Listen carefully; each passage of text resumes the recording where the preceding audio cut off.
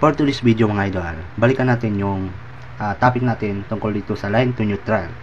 So ang topic natin today is tungkol dito sa safety circuit breaker na dapat natin gamitin dito sa line to neutral.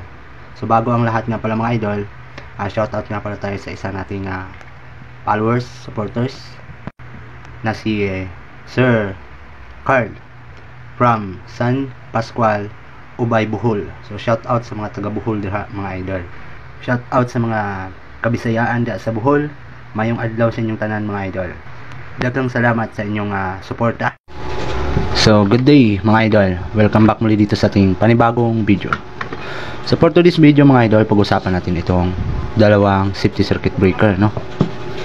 So itong klaseng safety circuit breaker is GE yung brand, no?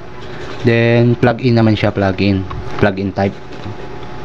So pag install nito, dito yung lock nya, i-mount nyo to una dito, then saka nyo to i-diin dun sa pinaka bus bar. Yan, dyan papasok yung bus bar. Yan.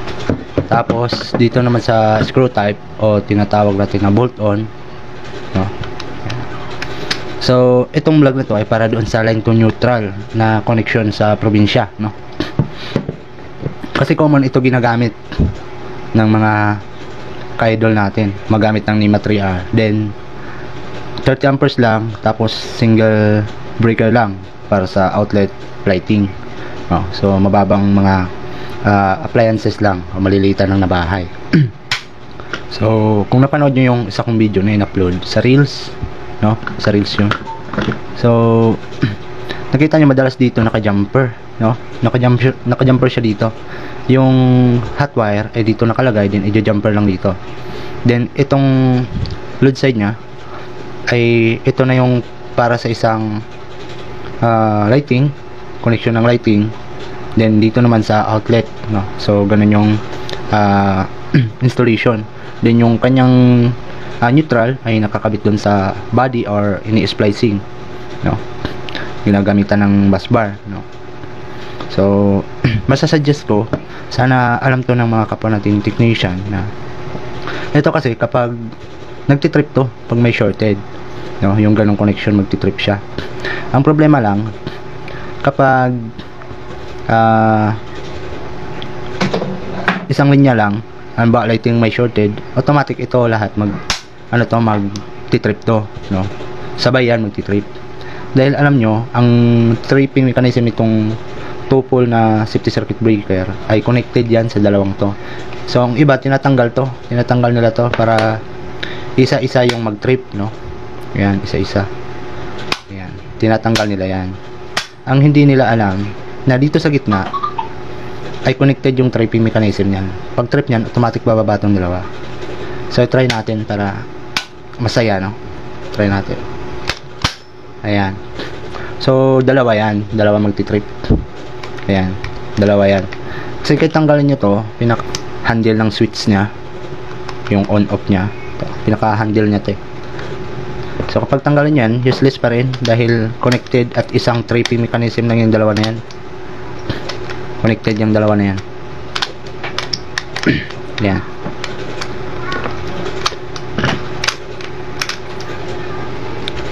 Ayan, so kailangan nyo isabay silang iangat, no? So hindi ko to may suggest na gagamitin nyo to sa line to neutral, no? Sa ganitong klaseng safety circuit breaker, si Koten na 2-pole, no? So mas mainam kung dito kay GE. Ayan, makita siya si GE. Meron namang GE na bolt-on na ganitong klase, no? Kaya mas mainam kung si electrician palaging pabilhin nyo, wag si owner, kasi hindi naman nila alam yung specs ng mga klaseng safety circuit breaker. Kaya dapat pag nag-hire din kayo ng electrician, yung may alam talaga, no? Certified electrician.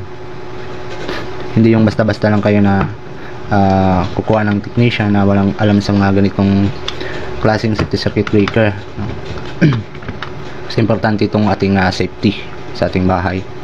So ito is plug-in type naman, no? Na single pole.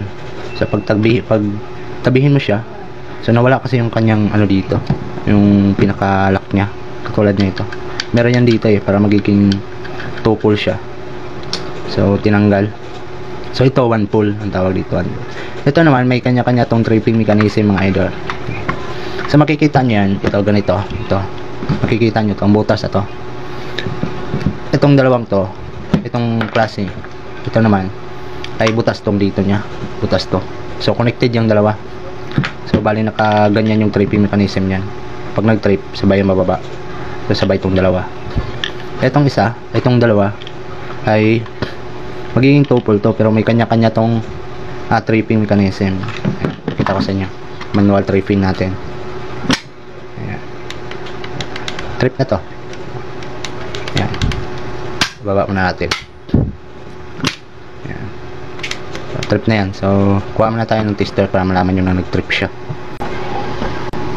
So ito yung gagamitin nating tester pang continuity test. Ayan, para dito natin ilagay. Ayan, sabihin yan ay hindi pa siya nagtitrip. Ayan. So try natin ulit kung nagtrip siya. Ayan. Okay, so ayan, nagtrip na siya.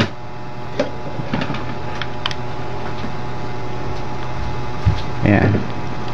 So trip na yun mga idol. Ayan. Ayan. So wala na siya.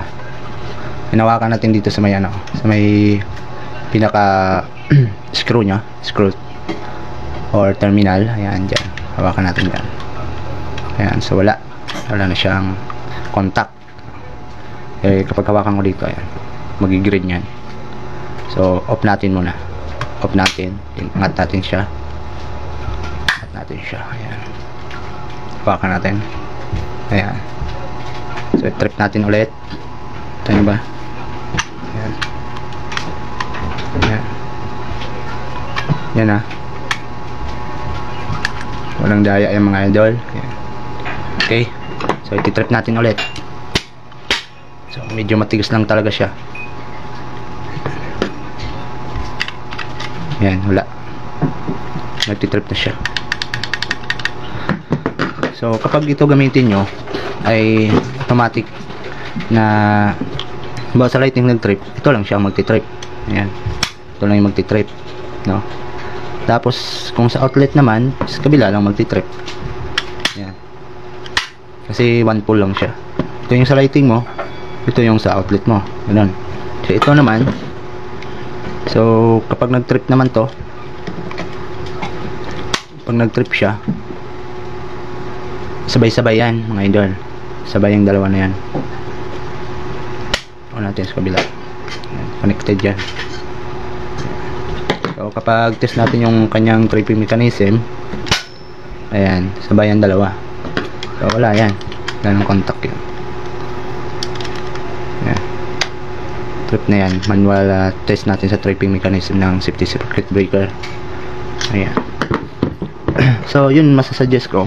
Ito, huwag nyo natin itong gamitin sa ano, sa line to neutral na connection, yung single breaker lang, no, na wiring. So kung natandaan nyo, napanood nyo yung isa kong vlog, yung sa reels, ay ang ginamit ko dun is siya GE. So hindi siya cotel, kasi ito yung ibig kong ipaparating doon. Yan, one pull siya. So meron namang GE din na connected yung tripping mechanism nya, na two pull talaga siya, two pull. So malalaman nyo yung dito nya, yung pinaka ganito, ganito nya, yung pinakalak nya dito ay hindi natatanggal, no? Pag hindi natatanggal, yung ibig sabihin built in yung ano nyo, yung pinaka tripping mechanism nya, connected silang dalawa, no? So yun, isang magandang gabi sa inyo mga idol.